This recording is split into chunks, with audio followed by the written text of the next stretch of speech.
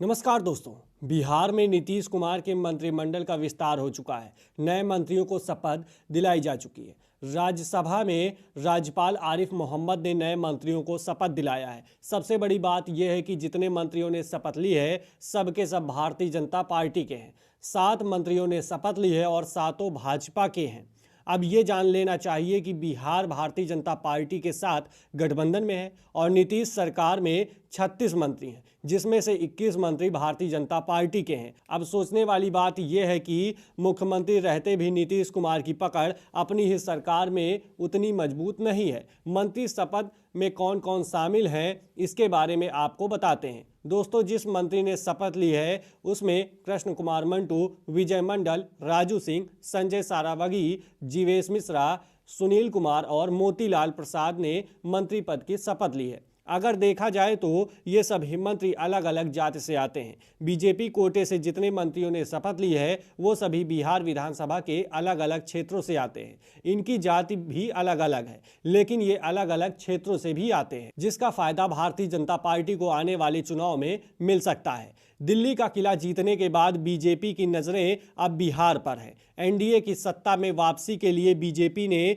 संगठन के अंदर सोशल इंजीनियरिंग पर काम शुरू कर दिया है। दिलचस्प बात यह है कि कैबिनेट की 7 खाली बर्थ बीजेपी कोटे में दिए जाने पर हंसी खुशी सहमति बन गई है। पहले चर्चा थी कि बीजेपी कोटे से 3 और जेडीयू कोटे से 2 नए चेहरे मंत्रिमंडल में शामिल होने जा रहे हैं। हालांकि अब यह पूरी तरह साफ हो गया है कि चुनाव से ठीक पहले नीतीश ने बड़ा दिल दिखाया है और बीजेपी के दोनों हाथों में लड्डू थमा दिया है। दरअसल बिहार में ये चुनावी साल है और उससे पहले नीतीश सरकार में कैबिनेट विस्तार हुआ। सियासी गलियारों में चर्चाएं लाजमी हैं।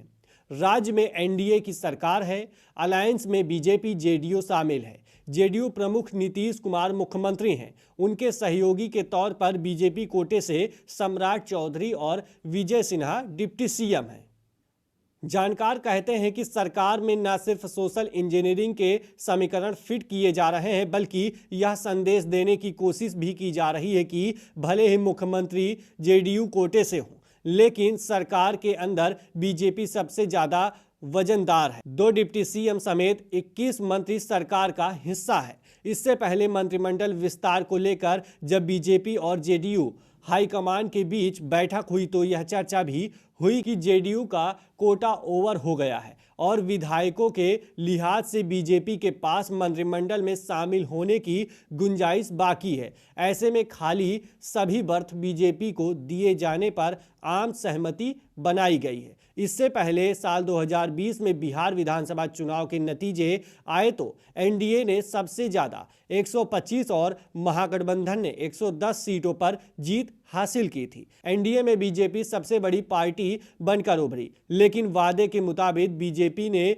नीतीश को बड़ा भाई बनाया और वो 7वीं बार सीएम बने। लेकिन 2022 में नीतीश ने बीजेपी से नाता तोड़ लिया और लालू प्रसाद यादव के साथ चले गए और महागठबंधन की सरकार में 8वीं बार सीएम बन गए।